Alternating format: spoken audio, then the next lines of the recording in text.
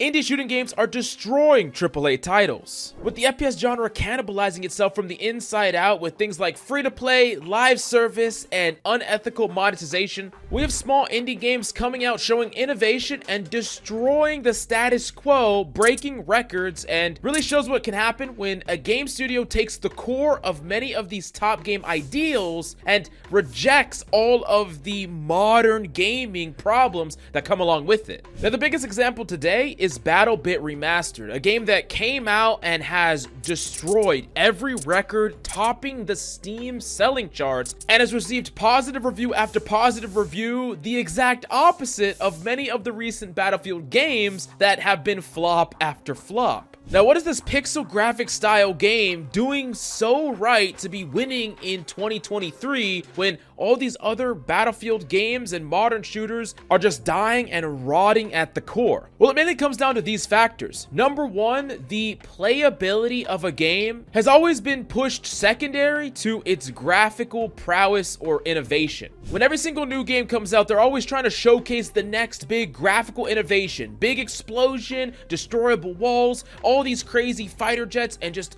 really rev up that graphical intensity of these games. But every time you do that, you're leaving behind so many players that just don't have the means to play the top graphical game, and most of these games make huge sacrifices. Let's take Warzone, for instance, a game that very few computers can run at 60 FPS, and most of the time there's huge problems with lag, inconsistency with your servers, desync, and more. There's an arms race racing to the top of the graphical food chain when that's not even what most gamers care about.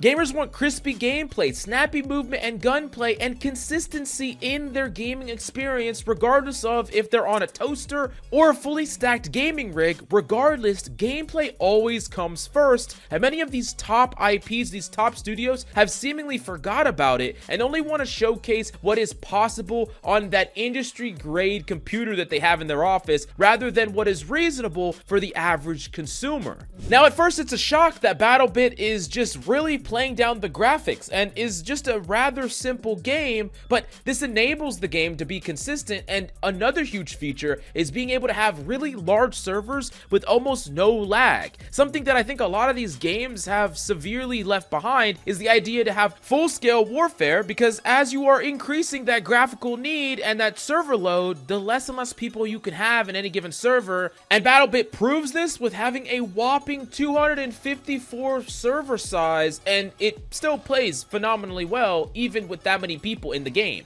Now, if this was all there was to Battlebit, it wouldn't be popping off this damn hard, because there are other games that are simple and try to fix all these issues that big budget games do have, but there are other things that Battlebit does so damn well that really every single modern game needs to listen to this. This is so important, and it's having a flat fee with few or no microtransactions. Games like Overwatch Battlefield, many of the other top modern shooters all have wall-to-wall ads when you get into the game. Skin sales, new character unlocks, weapon skins, agent skins, customizable intros. I mean, the list goes on and on and on. They literally get you into their quote-unquote free game, but then they just constantly berate you with ads all over the screen. I literally think about Ready Player One, back when Nolan Sorrento wanted to advertise freaking 65% of your screen. It's crazy because it actually feels like it's real inside these games. I think gaming really took a nosedive when the free-to-play model was introduced. We see it in the quality of these games, because buying a game is a barrier to entry, and players evaluate whether or not they would get value out of that game, and then they fully decide whether or not to buy it. But for free-to-play games, everyone can just be brought on board and then slowly being sold more and more and more things. Yes, you do get to experience the game, but it's kind of a shell of what it would have been otherwise,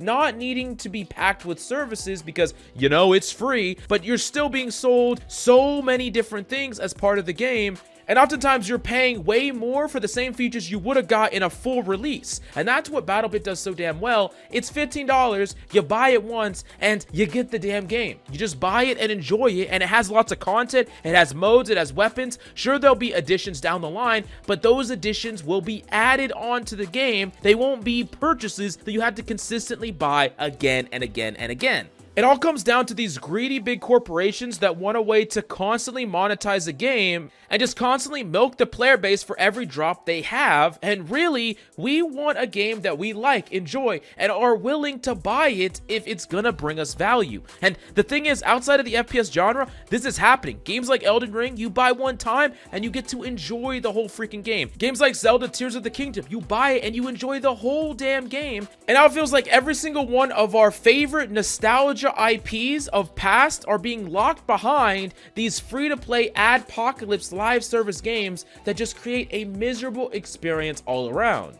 And I think this really ties into the third reason that Battlebit is winning so damn hard, and it's playing off an old IP's success, but doing it better. We can obviously see that Battlebit is very similar to Battlefield. It has a lot of the same roots, and when you're playing Battlebit, you feel often like you're playing classical Battlefield. That's literally what you feel. You hit all the nostalgia notes in your brain of the games that you enjoyed back in the day, but instead of abusing that memory or taking your nostalgia that you had back then and using that to get you to buy into free-to-play and all these crappy business practices that modern games have or modern shooters have, it's using it to give you just a good damn experience. It's such a antithesis of everything that modern gaming, modern shooters, and Battlefield in particular all stand for, and that's why it's just such a breath of fresh air. It's using the nostalgia that we have and actually delivering on a great experience, unlike what many of these IPs are doing. Overwatch 2, every freaking Call of Duty, Battlefield, and the list goes on and on for every single shooter game where they're taking everything that you love about the past and they're using it against you to give you a subpar experience where you are hitting just enough nostalgia notes to keep you interested, but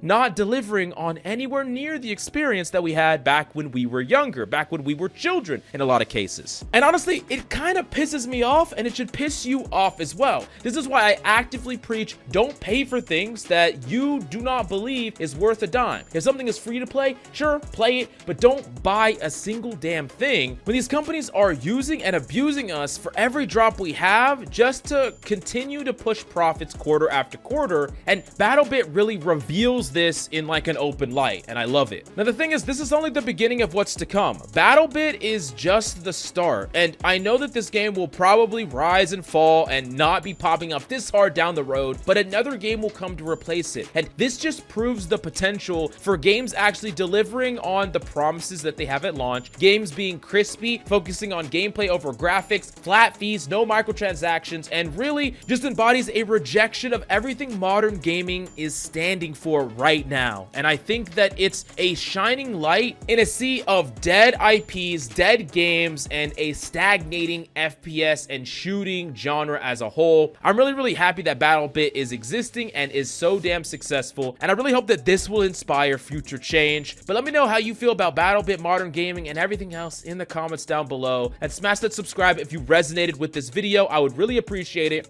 Thank you, and I'll see you next time.